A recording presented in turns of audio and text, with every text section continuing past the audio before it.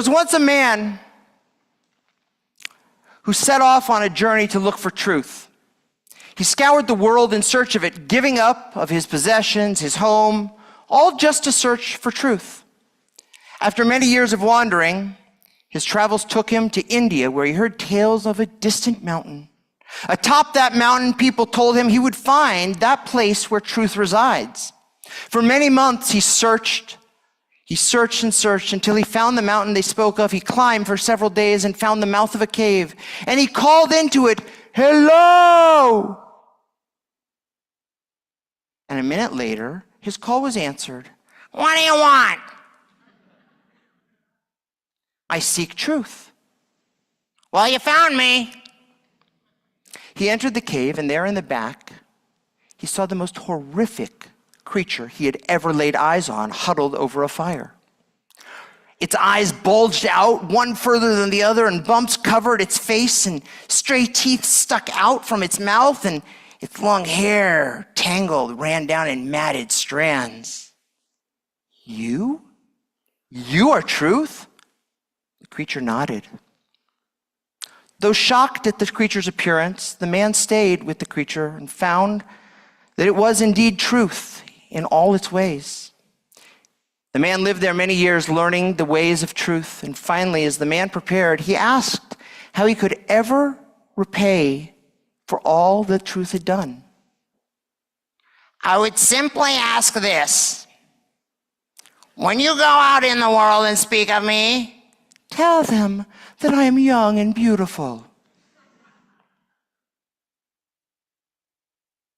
Here we are on Yom Kippur, the culmination of the Aseret Yemei Tshuva, 10 days of repentance, where we had the opportunity to think deeply about the mistakes we've made, the way we've neglected our own health, and the damage we've inflicted on others through our careless and even intentional actions.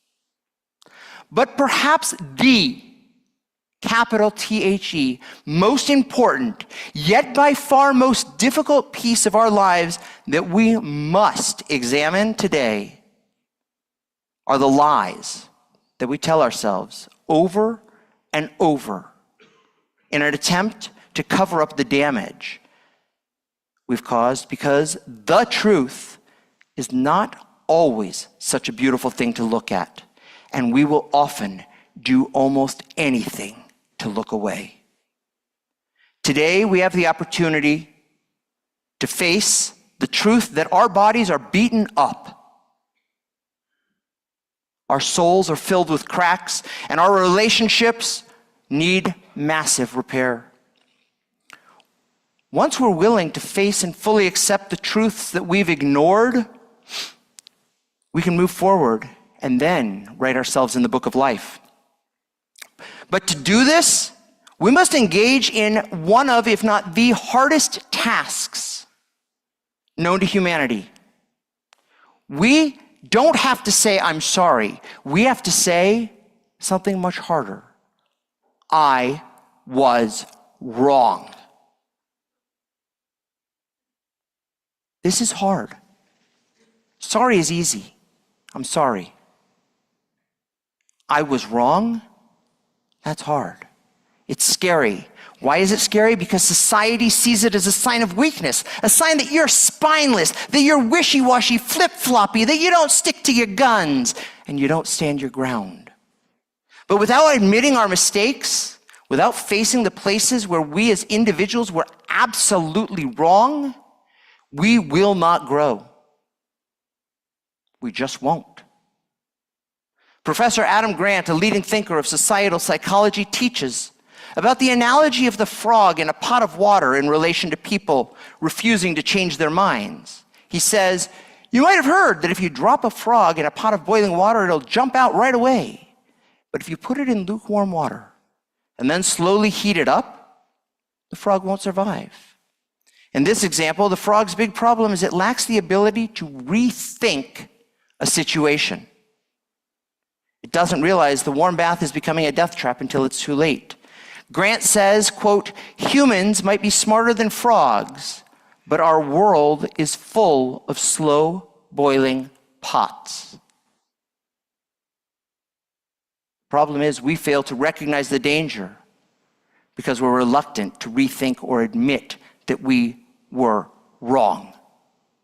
When we refuse to acknowledge the truth, when we either aren't able or are simply too stubborn to see that we're wrong, it can have catastrophic effects. Catastrophic. I want you to think for a second. Based on what you know, and you all know this story that I'm about to ask you to think about, the story of Adam and Eve.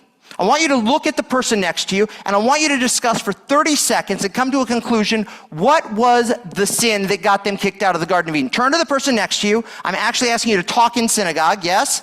Okay? Talk in synagogue. I'm asking you while the rabbi's talking, what was the sin of Adam and Eve?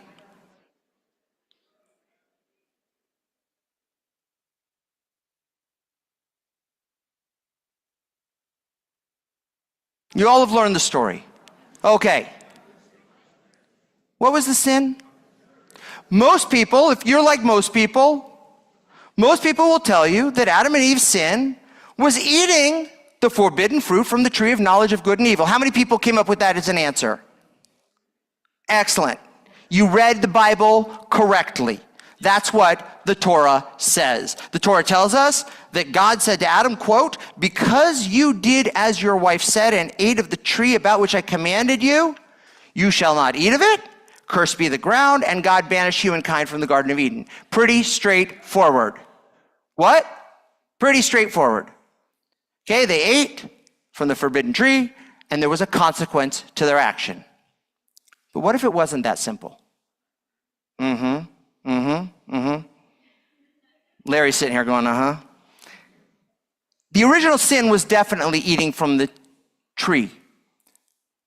But I don't think that was the tree, that was the sin that got them kicked out.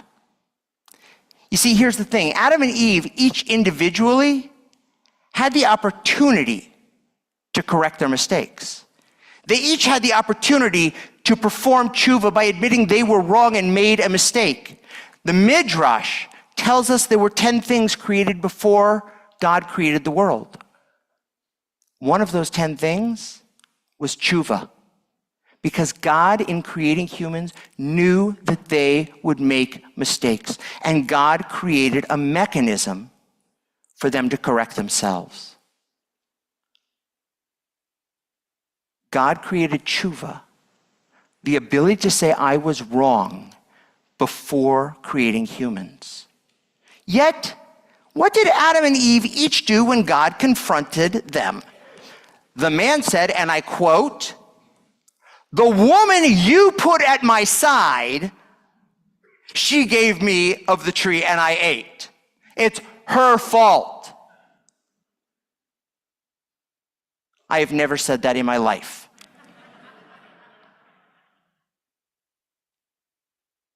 And the woman replied, "The serpent tricked me and I ate."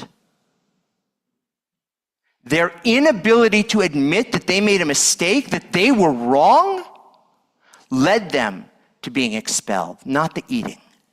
The fact that they couldn't admit they were wrong.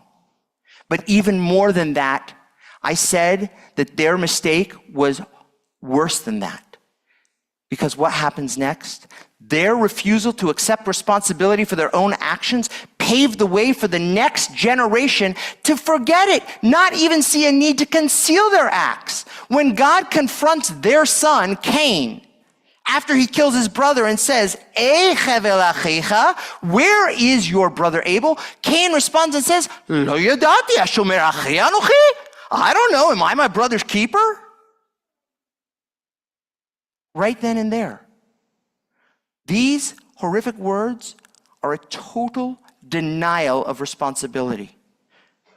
And these words are not answered, "Am I my brother's keeper?" until the very end of the book of Genesis, when Judah takes responsibility for the well-being of his youngest brother, Benjamin, as they stood in front of their long-lost brother, Joseph, who they sold into slavery.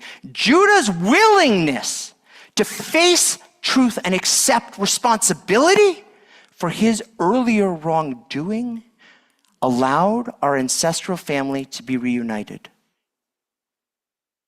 Without accepting responsibility and saying, I was wrong.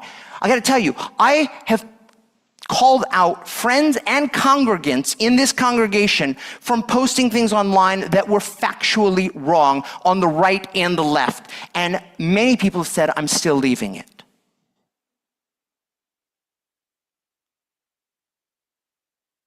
The refusal to accept responsibility is the downfall of humanity. On October 6, 1973, Egyptian and Syrian forces launched a surprise attack against Israel that was the beginning of the Yom Kippur War. After the war, the near total security failure was attributed to Israel's post-1967 concepcia, a beautiful Hebrew word that means concept. Didn't pick up on that.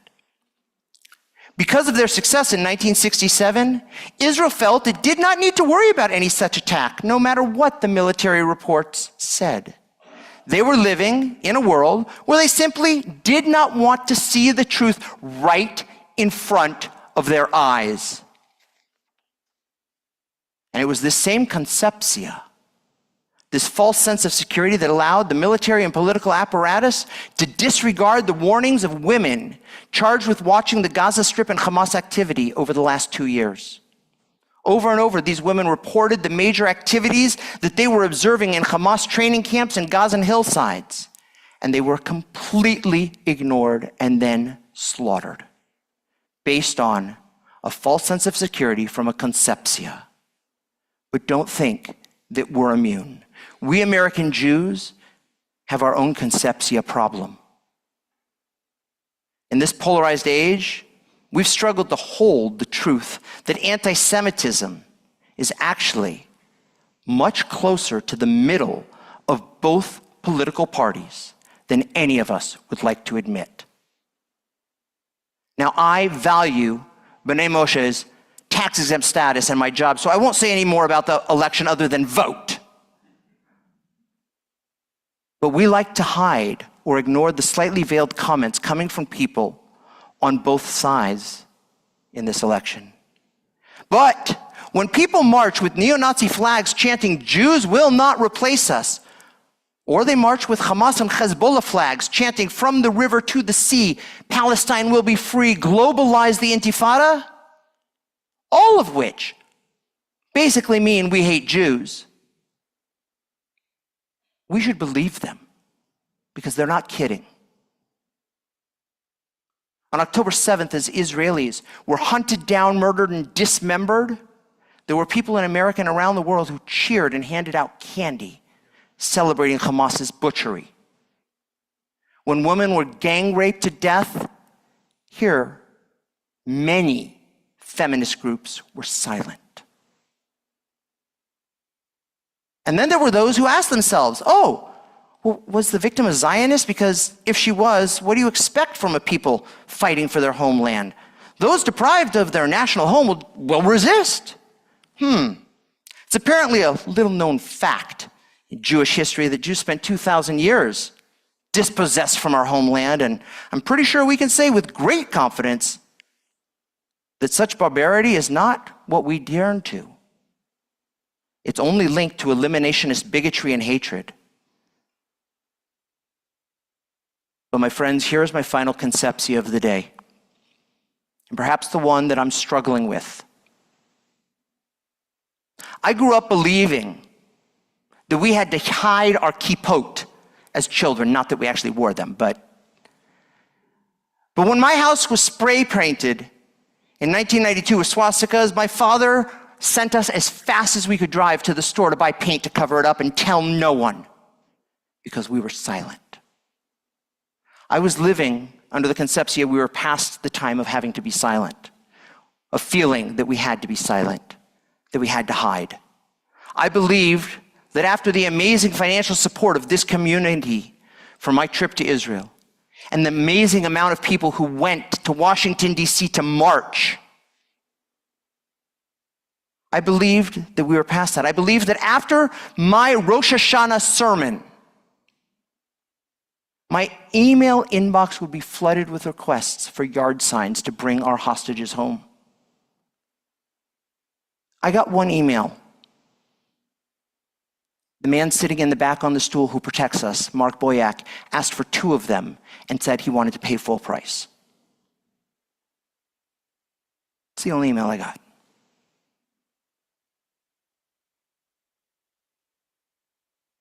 I know that many of you live in subdivisions and condos that don't allow lawn signs, and I get it. And I also understand that people are nervous and scared, and I hear you. My friends, this is not the time to live under a concepcia that everything will work out if we lay low. This is not the time to let the storm blow over.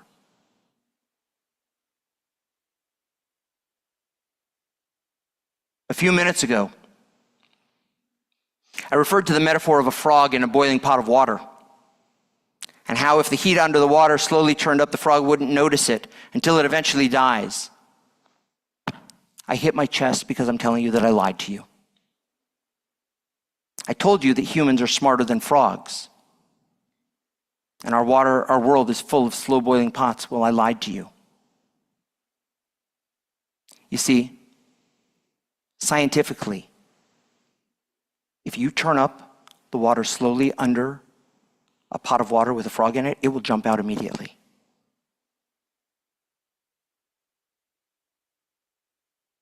So like the frog, are we going to jump? No matter how ugly the truth might be, and it is ugly, are we prepared to push away the falsehoods that we keep telling ourselves so we can get out of the water before it's too late? My friends, my community, I pray, I cry, pray and cry that we're ready, and together we'll make the jump. Gamar Khatima Tova.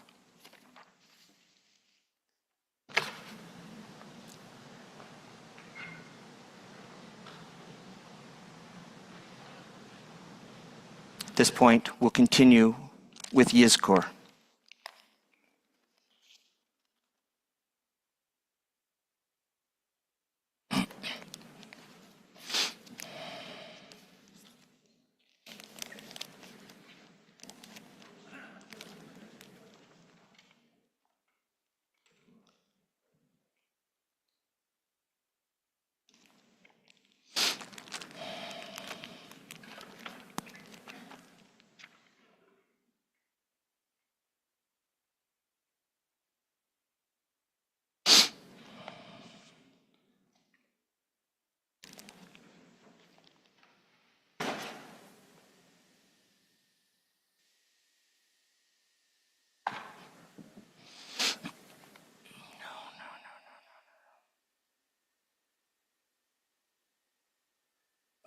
You want to help him?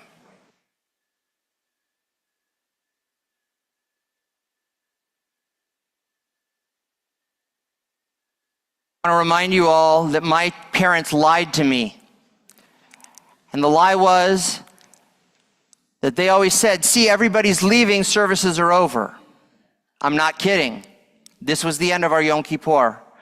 The greatest parts are yet to come. And so I hope that you'll join us again in a few moments for those that are leaving.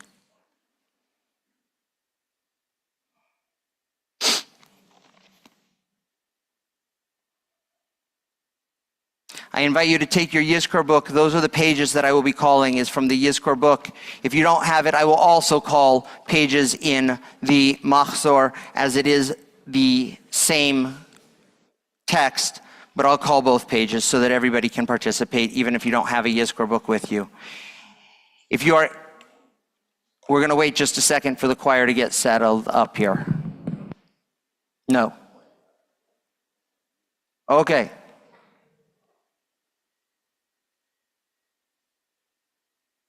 Mine too. Page 290 or page 6, if you are able, it is traditional to rise at this point.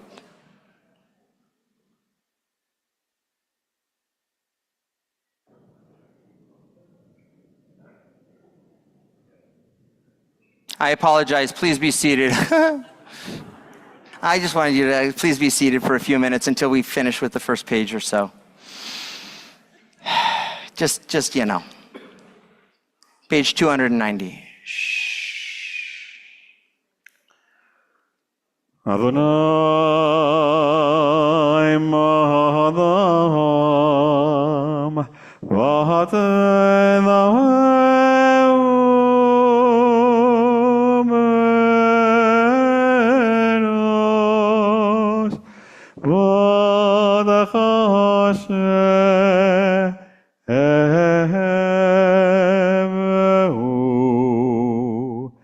Adam alay veledama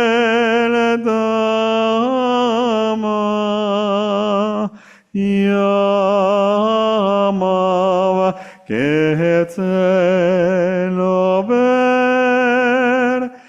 baboker yati